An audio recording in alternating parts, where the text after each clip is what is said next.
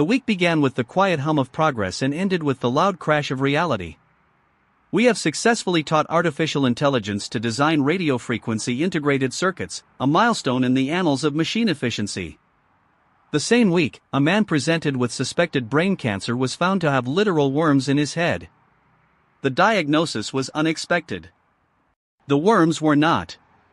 We also saw a thriving tech startup accused of stealing software, while another founder used a chatbot to battle his own tumor.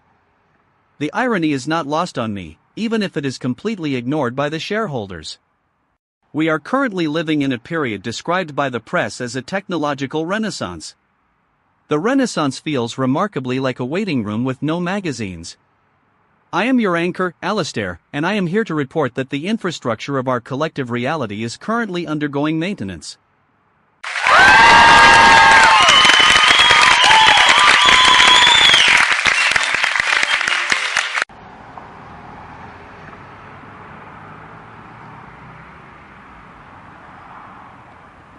Alistair, I am standing outside a courthouse in Mogadishu where the air tastes like dust and stagnant heat.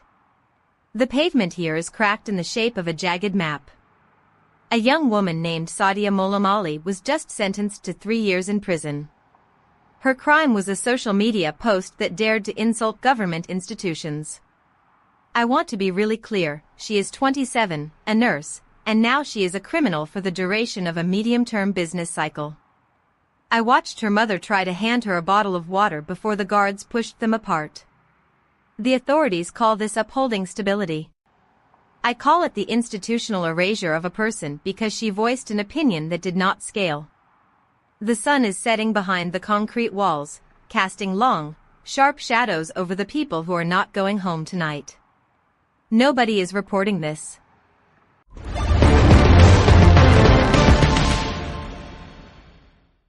Victoria, I hear your frustration, but the incentives here are not about morality. They are about the burn rate of political capital in a fragile state. The government has a retention problem and a narrative budget that is running dangerously low. Sending a nurse to prison is a low-cost, high-visibility move to signal institutional strength to the base. It is essentially a Series B pivot for a regime that has run out of actual ideas. You find this behavior abhorrent. I find it predictable. When you view a nation-state as a struggling startup, the actions of the leadership track perfectly with desperate founders looking for a quick win to satisfy their investors. It is cold, it is calculated, and it is entirely efficient. You are right that it is brutal, Victoria, but being right does not offer a solution to a market failure of this specific magnitude.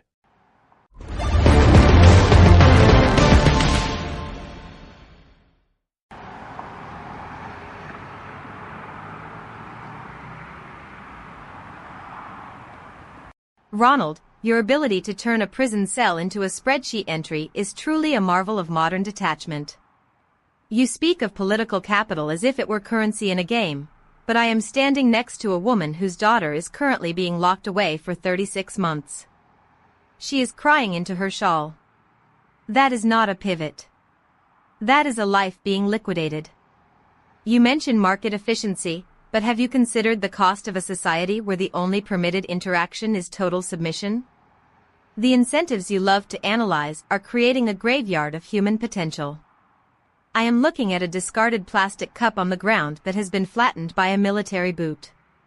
There is no Series B for this family.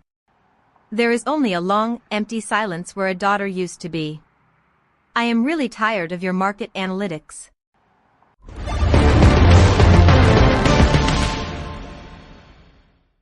Yeah. You are right. That is a human cost that does not appear in any quarterly report. I spend so much time looking at the structural architecture of the crisis that I tend to forget the weight of the debris. It is a professional hazard, I suppose. The irony is that the same surveillance tools used to monitor that young nurse in Mogadishu are being sold to cities in the West to track unauthorized social activity.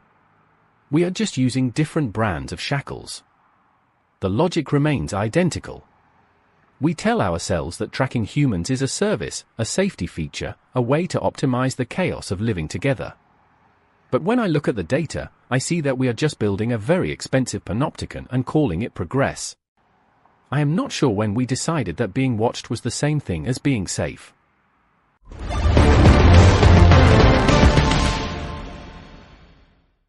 Ronald, it seems we have stumbled upon the uncomfortable truth that surveillance is the default state of our digital existence.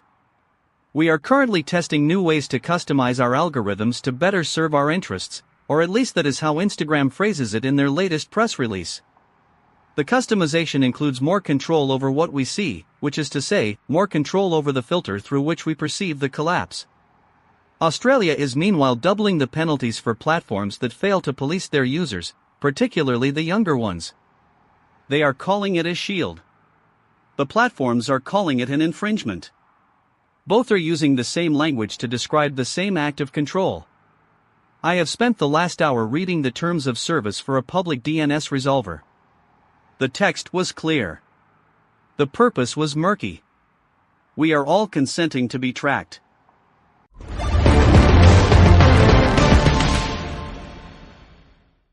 Atmospheric pressure is falling.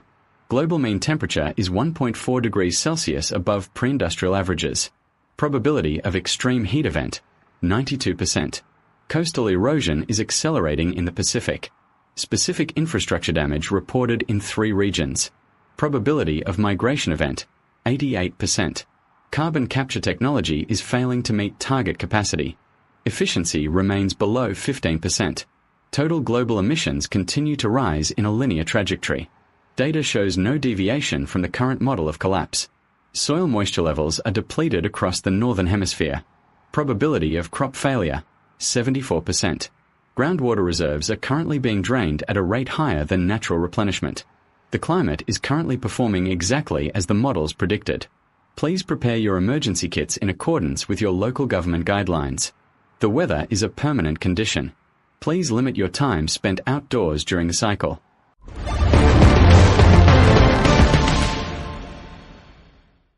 Casper, your commitment to the inevitable is always a bracing tonic for the listener. Moving on, we have news of the New Glenn catastrophe aftermath, where experts are still trying to determine how a 20-story display of space hardware managed to fail so spectacularly. It was a triumph of engineering in reverse. We also have reports of an anonymous GitHub account mass-dropping undisclosed zero-day exploits, which is the technological equivalent of leaving the front door to the World Wide Web wide open. Some call it chaos. Others call it an audit. I call it the inevitable outcome of a system built on the premise that everything can be patched later. We are obsessed with the next generation of antibiotic megaclusters while the current generation of software is being dismantled by bored teenagers. The lack of adult supervision in the digital realm is now absolute.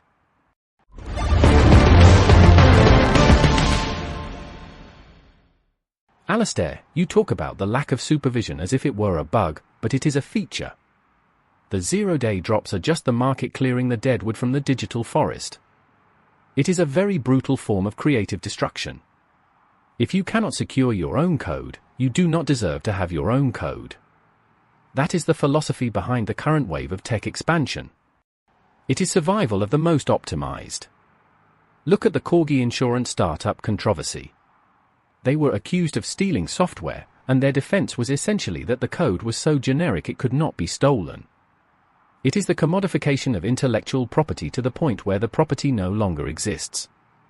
We are building the future on top of a foundation of shifting, stolen sand. It is inefficient, it is chaotic, and it is currently valuable.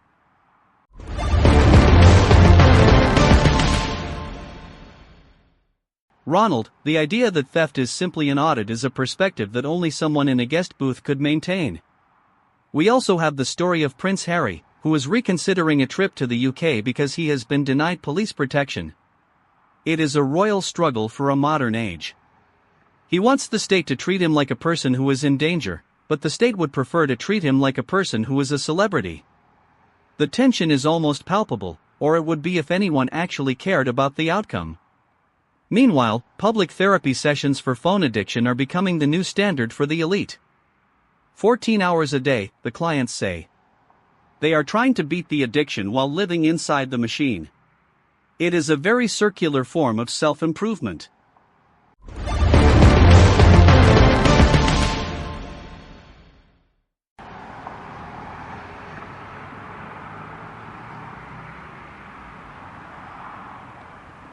Alistair, while the royal family argues over who gets to guard whom, I am standing near a hospital wing where the supplies are so depleted they are using plastic bags for 4 drips. I spoke to a doctor today who told me he hasn't slept in 30 hours. He did not ask for police protection. He asked for basic, sterile needles. We are obsessing over the privacy of princes and the algorithms of Instagram, yet we cannot seem to manage the logistics of basic human care. The contrast is not just sharp, it is violent. I am looking at a row of empty beds that the official hospital board claims are temporarily unavailable. They are not unavailable. They are useless because there is no medicine to put in them. I want to be really clear, the system is functioning perfectly for those who do not need it.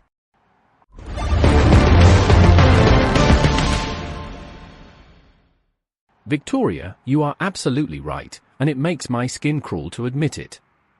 The incentives here are designed to prioritize the high-value nodes in the network, the princes, the tech founders, the institutional stakeholders, while the low-value nodes like the hospitals and the nursing graduates are allowed to flicker out of existence.